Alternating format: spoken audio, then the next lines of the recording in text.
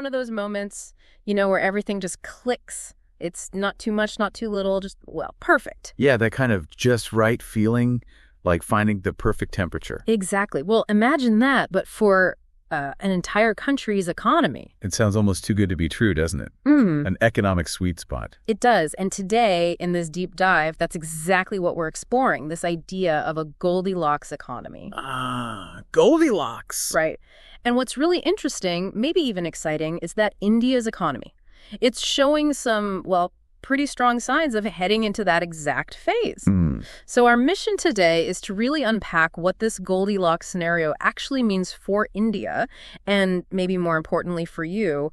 We're drawing insights straight from the Economic Times. And there's a definite buzz around the latest economic numbers. You're right. Some of the data has been, well, quite surprising, really shifting expectations. Okay, so let's start there. This term, Goldilocks economy, where does it come from, and what's the economic parallel we're drawing? Well, it literally comes from the story Goldilocks and the Three Bears. She tries the porridge.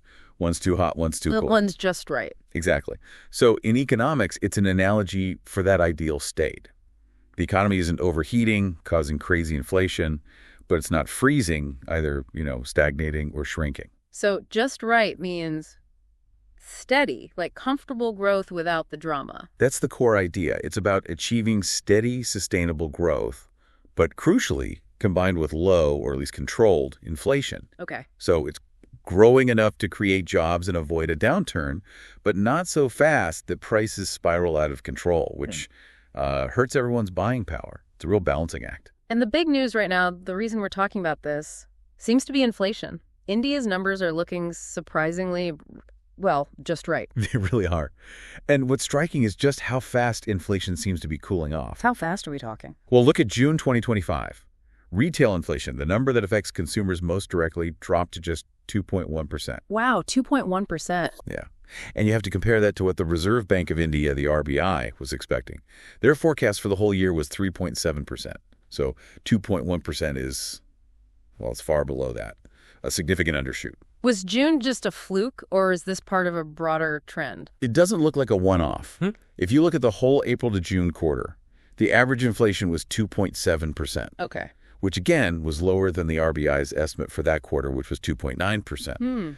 And looking ahead, there's talk that July's number could even dip under 2%, and maybe the full year figure settles closer to 3%. Which is way below the RBI's comfort zone, right? Isn't their target midpoint 4%? Exactly. Really? Significantly beneath that 4% midpoint. So yeah, the inflation picture is changing quite rapidly. So what's behind this cool down? Is it just luck, or are there actual reasons? Oh, there are definitely factors at play. The reports point to easing food prices, which is a big component of inflation in India. Right. Plus, energy costs have been relatively stable, and we're seeing supply chains get smoother, fewer bottlenecks. Okay, so fundamental improvements. And for you, the listener, that could mean hopefully less pressure on your grocery bills, maybe at the petrol pump too. That's the potential impact, yes. Easing some of that cost of living pressure. Now, these surprisingly low inflation numbers combined with the growth picture we'll get to, that must give the RBI some breathing room, right? Yeah. Some flexibility. A huge amount. That's a really crucial point. The RBI governor, Sanjay Malhotra, actually commented on this around July 15th. Oh, yeah. What did he say? He basically indicated that the bank might consider cutting interest rates if this trend continues. If both inflation and maybe even growth soften a bit further. So opening the door to rate cuts. Exactly. And he stressed that their official stance, the Monetary Policy Committee's stance, is neutral. That sounds technical, but it means they have the flexibility. They're not pre-committed. They can look at the data as it comes in and react, be agile. Which sounds pretty essential given how unpredictable things can be globally. And haven't they already cut rates recently? They have, yes. They've actually made 2 cuts in a row. And the one in June was a bit of a surprise, a 50 basis point cut. 0.5%. That's quite significant. It is. It signals they're ready to act. Yeah. And it definitely sets the stage for what economists are now talking about. Okay, so what are the economists predicting? More cuts. And what does that actually mean for people listening? Well, you got different perspectives, but the trend is clear. Kunal Kundu over at Societe Generale, he thinks the RBI has good reason for maybe 2 more 25 basis point cuts. Okay. That would bring the main policy rate, the repo rate, down to 5.0%. And the impact for us? Lower repo rate generally means banks can borrow cheaper from the RBI, and ideally, they pass that on. So potentially lower interest on things like home loans, car loans, maybe business loans too, makes borrowing cheaper, which can encourage spending and investment. Are others seeing similar possibilities? Yeah, generally. Garrison Gupta at IDFC First Bank, she highlighted the drop in food inflation and sees room for one more 25 basis point cut, maybe later in the year, October or December. She expects inflation to average around 3% for the year. Still below the RBI's forecast. Right. And Garima Kapoor at Elara Securities, she doesn't rule out another cut post the end of monsoon. Radhika Rao at DBS Bank also pointed out that June's inflation was the lowest in 6 years. 6 years, wow. And she thinks this will feed into expectations that the RBI could definitely warm up to cutting rates further. So the consensus seems to be leaning towards more easing, a more favorable borrowing climate potentially on the way. That seems to be the general direction, yes. Okay, that covers the inflation side, the not-too-hot part of Goldilocks. But it's not just about low inflation, is it? You need the growth side, too, the not-too-cold part. How's India doing there? That's the other crucial piece. And India's GDP growth has actually been quite steady. It held up at 6.5% in the last fiscal year, 2024-25. Okay, 6.5%. That sounds pretty solid. It is, especially when you look around globally. The RBI is projecting a similar path for this current fiscal year, too. That kind of resilience is quite noteworthy given all the global uncertainty floating around. Yeah, global uncertainty feels like the phrase of the year. What is it about India's economy that's providing this buffer against the storms hitting other places?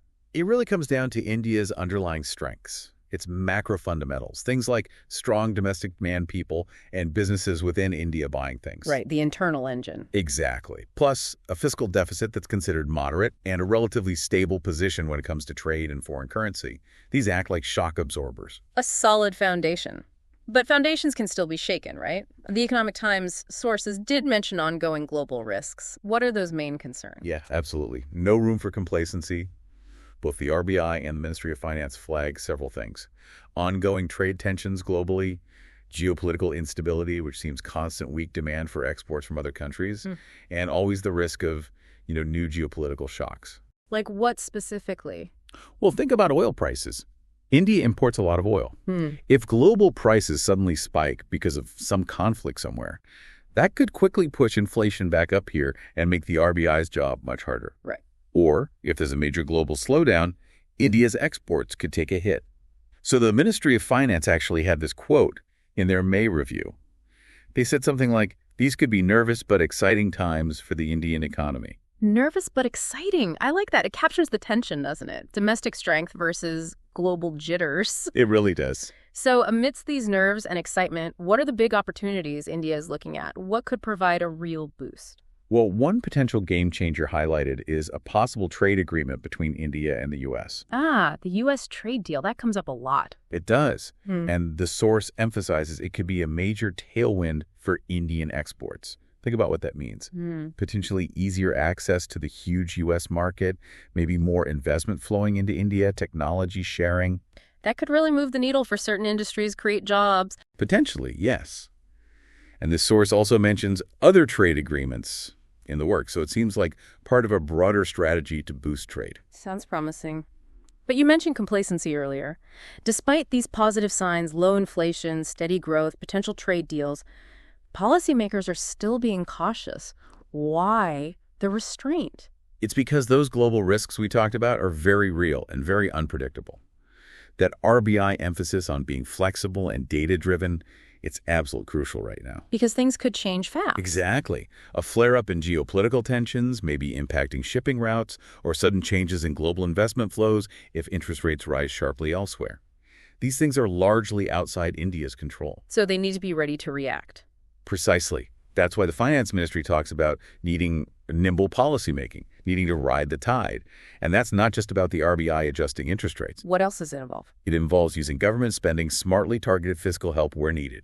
It means having a clever trade strategy and continuing with regulatory reforms to make doing business easier. And fundamentally, it means keeping the focus on those long-term improvements. Things like better logistics, reliable energy, skilling the workforce, supporting small and medium businesses, the MSMEs. The foundational stuff. Exactly.